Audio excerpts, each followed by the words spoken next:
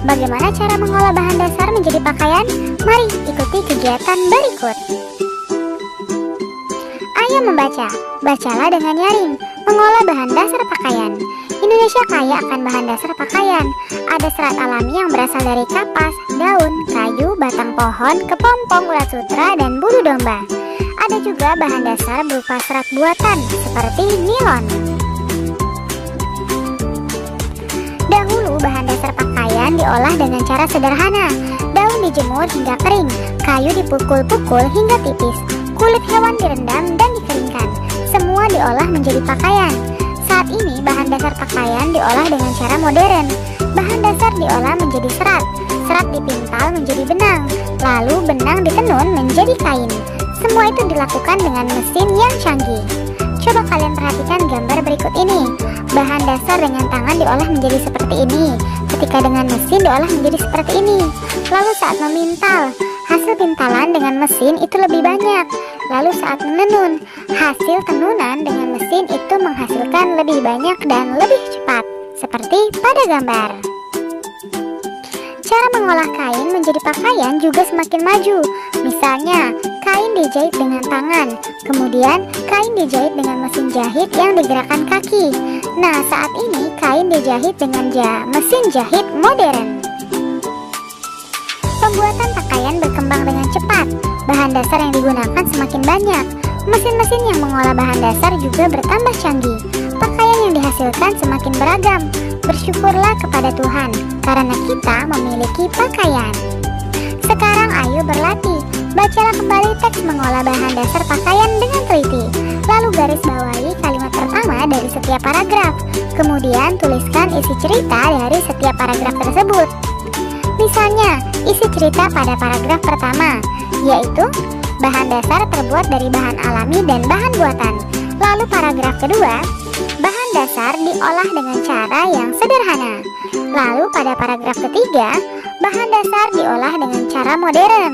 Lalu paragraf keempat, saat ini kain dijahit dengan mesin jahit modern. Paragraf kelima, pakaian dihasilkan beragam. Kita harus bersyukur kepada Tuhan. Nah, sekarang ayo berdiskusi. Kamu sudah mengetahui isi cerita dari teks yang kamu baca. Informasi apa saja yang kamu dapatkan dari teks tersebut? Coba diskusikan dengan temanmu. Lalu tuliskan hasil diskusimu dengan rapi. Judulnya, informasi di dalam teks. Bahan dasar ada yang berasal dari serat alami dan serat buatan. Semua bahan diolah menjadi pakaian. Saat ini semua bahan dasar diolah dengan cara modern. Semua dilakukan dengan mesin yang canggih. Pakaian yang dihasilkan pun berbagai jenis. Bersyukurlah kepada Tuhan, karena kita memiliki pakaian. Nah, sekarang ayo mengamati jenis pekerjaan dalam proses membuat pakaian. Dimulai dari bunga kapas, lalu kemudian bunga kapas dipintal dan jadilah benang.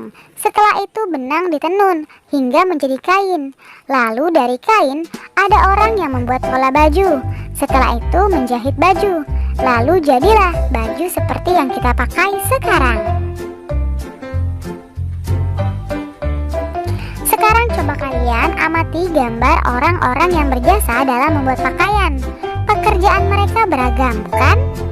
Nah, sekarang tuliskan keberagaman pekerjaan yang kamu ketahui. Misalnya pekerjaan yang pertama petani kapas. Tugas yang dilakukan adalah menanam kapas. Lalu ada pemintal kapas, penenun kain, pembuat pola, dan penjahit baju. Masing-masing tugas mereka yaitu memintal kapas, menenun kain, membuat pola, dan menjahit baju. Benar sekali. Sekarang ayo mencoba. Kamu dapat menemukan jenis pekerjaan lain. Coba kalian tuliskan paling sedikit 5 keberagaman pekerjaan. Misalnya, pekerjaan yang pertama adalah guru, dokter, pilot, masinis, dan YouTuber. Nah, tugas yang dilakukannya apa saja? Guru itu menyampaikan ilmu, dokter mengobati pasien, pilot menerbangkan pesawat, masinis menjalankan kereta api, lalu YouTuber membuat konten yang bermanfaat. Sekarang ayo mengamati. Edo bersyukur karena ada orang yang membuat pakaian.